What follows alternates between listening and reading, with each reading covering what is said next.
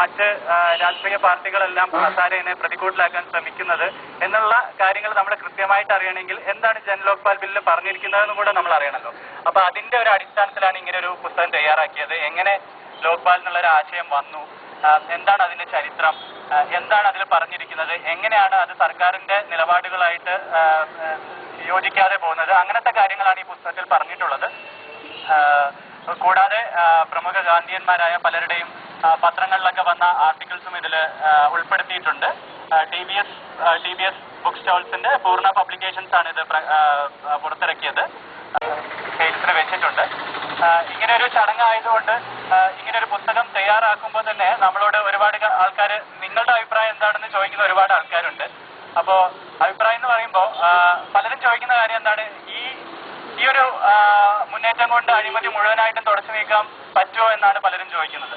പക്ഷെ ഇങ്ങനെ ഒരു തുടക്കം കൂടെ ഇല്ലെങ്കിൽ എങ്ങനെ അത് തുടച്ചു മാറ്റാൻ പറ്റും എന്നുള്ളതാണ് നമ്മൾ ആദ്യം ചിന്തിക്കേണ്ടത്. അന്നാ ഹസാരെ മുന്നോട്ട് വയ്ക്കുന്ന ഒരു എന്നാൽ അത് തുടച്ചു മാറ്റാനുള്ള ഒരു തുടക്കമെങ്കിലാവുള്ളൂ. അപ്പൊ ആ ഒരു തുടക്കം പോലും വേണ്ട എന്ന് ശഠിക്കുന്നവരുടെ വാശി കാണുമ്പോഴാണ് നമുക്ക് ലോക്പാൽ എന്നുള്ള ആശയം വരുന്നത്. അന്തർദേശീയ തലത്തിലുള്ള ഓംബുഡ്സ്മാൻ എന്നുള്ള ഒരു ആശയത്തിന്റെ തുടർച്ചയായിട്ടാണ് ലോക്പാൽ എന്നുള്ള ആശയം വരുന്നത്. അപ്പോ ഈ ഓംബുഡ്സ്മാൻ എന്ന ആശയം വരുന്നത് യൂറോപ്പിലെ സ്കാൻഡിനേവിയൻ രാജ്യങ്ങൾ, അതായത് ഡെൻമാർക്ക്, നോർവേ, ഫിൻലൻഡ്, ഐസ്ലൻഡ് എന്ന് പറയുന്ന സ്വീഡൻ എന്ന് പറയുന്ന 5-6 രാജ്യങ്ങളിലാണ് ഈ ആശയം വരുന്നത്. ഈ ഓംബുഡ്സ്മാൻ എന്ന സംവിധാനം ഇന്ന് ലോകത്ത് ഏറ്റവും ശക്തമായി പ്രവർത്തിക്കുന്ന രാജ്യങ്ങളും ഈ 5-6 രാജ്യങ്ങളാണ്. നേരത്തെ ഇവിടെ ആരും സൂചിപ്പിച്ചു, ട്രാൻസ്പെറൻസി ഇന്റർനാഷണൽ എന്ന് പറയുന്ന ഒരു സംഘടനയാണ് ലോകത്ത് രാജ്യങ്ങളുടെ അഴിമതിയുടെ തോത് നോക്കിയിട്ട് ഒരു പട്ടിക തയ്യാറാക്കുന്നത്. ആ പട്ടികയിൽ ഇന്ത്യക്ക് 2010 ലിസ്റ്റിൽ ഇന്ത്യക്ക് 87ാം സ്ഥാനമാണുള്ളത്.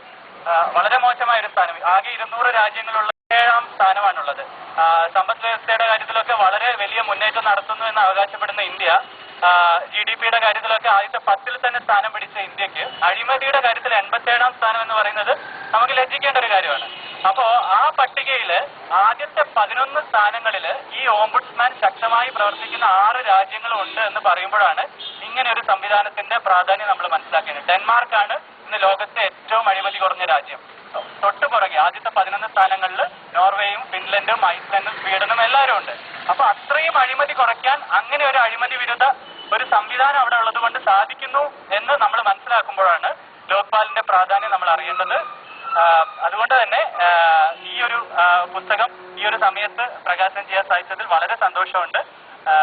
ഇതിന് വേദി ഒരുക്കി തന്ന ഇതിന്റെ സർവോദയ സംഘത്തിന്റെ എല്ലാ പ്രവർത്തകരോടും നന്ദി പറഞ്ഞുകൊണ്ട് ഞാൻ എന്റെ വാക്കുകൾ ഉപസംഹരിക്കുന്നു.